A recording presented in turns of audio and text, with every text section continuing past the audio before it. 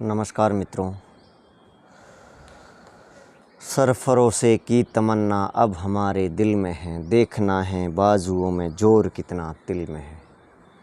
मित्रों, तारीख को नेट का पेपर है, उसको लेकर के परीक्षा में टाइम टेबल, परीक्षा का पैटर्न और प्रश्न पत्र को मुख्यतः किस तरह से हल करना है, इस बात को लेकर के आज आपके सामने है।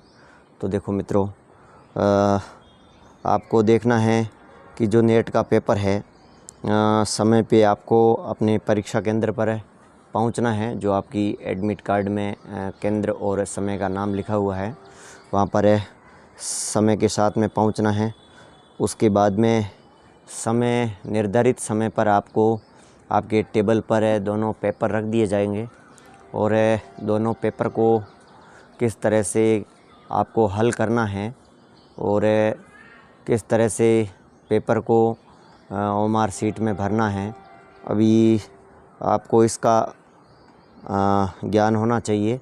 तो सबसे पहले ओएमआर सीट के अंदर अपने रोल नंबर वगैरह भर दे। भरने के बाद में उसको चेक कर ले कि मेरा रोल नंबर जो मैंने भरा है वो सही है। उसके बाद में आप जैसे प्रथम प्रश्न पत्र को अटेंड करते हो तो 10 यूनिट है, प्रत्येक यूनिट में से 5 सवाल रहेंगे।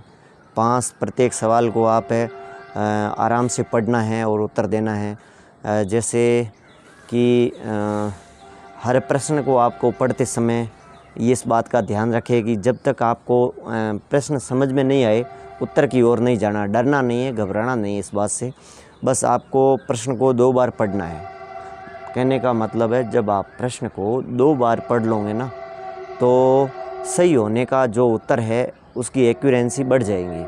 कहने का मतलब है, एक प्रश्न को आप 2 बार पढ़ते हो, भारत की राजधानी कहाँ पर है, भारत की राजधानी कहाँ पर है, मतलब इसमें तुरंत आपका उत्तर निकल जाएगा कि नई दिल्ली है। कहने का मतलब है ये है कि आप एक बार पढ़ करके उत्तर में टाइम ख़राब करते हो। बस थोड़ा सा ज़्यादा टाइम देके प्रश्न को 2 बार पढ़ लीजिए और उसमें आपको प्रश्न आराम से समझ में आ जाएंगे कि प्रश्न क्या कहना चाहता है। कभी कभार प्रश्न के अंदर नहीं छुपा हुआ है और आप नहीं को नहीं पढ़ते और यस में उत्तर दे रहे हो, वो गलत हो जाता है। तो देखो मित्रों, आपको आपके प्रश्न को पढ़ते समय विशेष रूप से ध्यान में रखना है कि प्रश्न को 2 बार पढ़े, फिर उत्तर की ओर जाए और आराम से आप उत्तर भर देते हो, वो उत्तर आप ओएमआर सीट में भर दीजिए, जिसकी बाद में इधर उधर होने की झंझट ख़त्म हो जाएगी। उसके बाद में आपको प्रथम प्रश्न पत्र में जैसे सेक्शन अभिरुचि और जो आपकी दूसरी यूनिट है शोध अभिवर्ती से प्रश्न आएंगे। तो ये प्रश्न आपको आपकी जो बोध पर आधारित होंगे, कि आपकी समझ पर आधारित होंगे कि आप जो टीचर हो, टीचर के नाते शिक्षण अभिरुचि के सवाल कैसे सोल्व करने हैं आपको। शोध अभिवर्ती मतलब आप एक शोधार्थी के रूप में आपको सोचना है कि मैं एक टीचर हूँ और टीचर के साथ में शोधार्थी हूँ। इस टाइप में सोच करके उसके उत्तर आपको देने हैं। तो 10 सवाल ये रहेंगे आपके। फिर बोध, संप्रेषण और के रहेंगे। तो बोध और संप्रेषण मतलब कम्युनिकेशन के सवाल रहेंगे, तो वो भी 5-5 सवाल मतलब 10 सवाल रहेंगे। उसके बाद में गणितीय अभिवर्ती व तर्क के प्रश्न रहेंगे, आंकड़ों के प्रश्न रहेंगे। तो उसमें तो मैथमेटिक्स रूल्स लागू करना है, तो आपको थोड़ा एक टेबल आएंगी और टेबल के माध्यम से आपको सोल्व करने हैं क्वेश्चन। इसके बाद में आईटी के सवाल रहेंगे और फिर पर्यावरण और उस शिक्षा से संबंधित प्रश्न रहेंगे। तो उस शिक्षा में संबंधित जो प्रश्न रहेंगे, जो थोड़े करंट से संबंधित प्रश्न रहेंगे, तो ये 10वीं यूनिट आप इसका ध्यान रखें। उस शिक्षा में जैसे एचआरडी मिनिस्टर कौन है, या फिर उस शिक्षा विभाग में यूजीसी के चेयरमैन कौन है, या फिर करंट के सवाल जो ऑटोनॉमिक्स बॉडी है उसका ध्यान रखिए आप, यूनिवर्सिटी ग्रांट कमीशन की चेयरमैन वगैरह की। तो ये 10 यूनिट के 5-5 सवाल मतलब 50 सवाल रहेंगे। प्रत्येक यूनिट के में से 5 प्रश्न पूछे जाएंगे। तो आपको शांतिपूर्ण तरीके से प्रथम प्रश्न पत्र में से कम 35 से आगे स्कोर रहता है तो अच्छे सवाल माने जाते हैं। आपके एवरेज तो 25 तो रह जाते तो आप दौड़ में हो, तो ऐसा मान के चलिए कि आपके 35 से आगे स्कोर निकल जाए, कम से कम 30 तो रहे। और कठिन स्तर रह जाता है तो उसको वो अपने आप ही 25 तक रह जाएगा। तो ये पहला पेपर का रहा। और फिर अपन चलते हैं दूसरे पेपर की ओर। तो दूसरे पेपर में भी 10 यूनिट है और प्रत्येक यूनिट में से 5 की जगह इस दूसरे पेपर में 10 सवाल प्रश्न पूछे जाएंगे। मतलब है प्रत्येक यूनिट में से 10 सवाल रहेंगे और 100 सवाल रहेंगे टोटल और 200 अंक का रहेगा। और वो पहले वाला था वो इसका आधा था, मतलब 100 अंक का था और 50 प्रश्न थे। तो उसमें से पहली यूनिट जो आपकी रहेंगी हिंदी भाषा और उसका विकास है। उसके बाद में दूसरी रहेंगी हिंदी साहित्य का इतिहास। इतिहास के जो चारों कालखंड है, आदिकाल, भक्तिकाल, रीतिकाल और आधुनिक काल, उसमें भी आपको कोई कवि मेंशन करा सकते हैं या कवि की रचना मेंशन करा सकते हैं। मतलब एक साइड में आपको कवि का नाम दे दिया और उसकी कवि की रचना दे दी और ऐसे मेंशन करा सकते हैं। या फिर रचना के साथ में कौन से सन में प्रकाशित हुई है, ऐसे भी मेंशन करा सकते हैं आपको। और ज़्यादातर सवाल तो इस तरह से रहते हैं कि एक तरह रचना दे दी और इस साइड में कवि दे दिया, किस कवि की कौन सी रचना है आपको क्रॉस मेंशन करा सकते हैं। तो इसके बाद में गद्य विधा है। तो गद्य विधा है जो ये सारी उपन्यास है, कहानी है, इससे संबंधित है प्रश्न रहेंगे। उसके बाद में काव्य शास्त्र से संबंधित रहेंगे। कुछ सवाल वैचारिक पृष्ठभूमि के भी रहेंगे।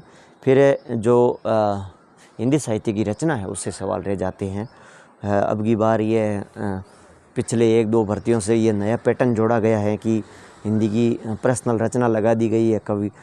कविता है, उपन्यास है, कहानी है, नाटक, निबंध है, ये सब लगा दिया गया है। तो आपको कि जब रचना पड़ी हुई है उसकी स्टोरी आपको ध्यान है तो उसमें से आप सवाल कर सकते हैं आराम से कि भाई उन्होंने पूछ दिया राम वृक्ष बेनीपुरी की माटी की मूर्त है, उसमें उसका क्या भाव छुपा हुआ है। या फिर आपको एक लेखक की डायरी किसकी रचना है। 1-2 सवाल ऐसे भी आ सकते हैं। सिलेबस में से प्रश्न पूछ लेते हैं कि कौन सी रचना किसकी है, तो ये सीधा इसमें सिलेबस में लिखा हुआ है कि राम वृक्ष बेनीपुरी की माटी की मूर्त रचना है, तो माटी की मूर्ति रचना है, सॉरी। तो इस तरह से ही सवाल सिलेबस में से पूछ लेते हैं। फिर इसके अंदर डीप जाके भी पूछ सकते हैं। अरे यायावर रहेगा याद, रचना के अंदर कोई विशेष बात का उल्लेख होता है तो वो भी आपसे पूछ सकते हैं। तो मित्रों, अपन ने रचना से संबंधित भी सवाल देख लिए कि अलग अलग जो कहानी, कविता, उपन्यास लगे हुए हैं उसकी खास विषय वस्तु आपको बेसिक जानकारी एक ध्यान में रखनी है। और जब प्रश्न पढ़ते हो तो आपको उसकी बेसिक जानकारी ध्यान में रखते हुए प्रश्न को पढ़ते हैं। तो ये दूसरा प्रश्न पत्र भी आप इस तरह से अटेंड कर सकते हैं। तो देखते हैं कि सवाल तो इजी आते हैं लेकिन थोड़े बड़े होते हैं, तो आपको डरने की ज़रूरत नहीं है, उसको समझने की ज़रूरत है। समझ करके नेट के पेपर यदि कोई किया जाए तो 40 से एक सवाल तो जो एवरेज पढ़ता है उसके भी सही हो जाते हैं और पढ़ने वाले के तो 15% और बढ़ जाते हैं। तो 60 तक ही इसकी जो JRF तक की मेरिट जाती है, उससे 2-3% कम है नेट का स्कोर रहता है। और जब मेरा JRF हुआ था उस समय तो 180 के आसपास ही स्कोर है गया था और JRF हो जाती थी उसमें। अभी थोड़ा बढ़ गया तो 10-1 सवाल और है, बढ़ सकते हैं, बाकी कोई ख़ास फ़र्क पड़ने वाला नहीं है। तो मित्रों, आपको पुनः नेट के एग्ज़ाम से संबंधित है बधाई और अग्रिम शुभकामनाएं कि आप नेट के साथ साथ में JRF भी लेके आओ और अच्छी फेलोशिप के साथ में कोई यूनिवर्सिटी से PhD करो। और अपनी फ्यूचर को उस शिक्षा के साथ में जोड़ो और साथ में अपने अपने सब्जेक्ट को अच्छा करो। इसी शुभकामनाओं के साथ में मैं आपको नेट के जो 18 जून को होने वाले पेपर की अग्रिम शुभकामनाएं। Thank you so much.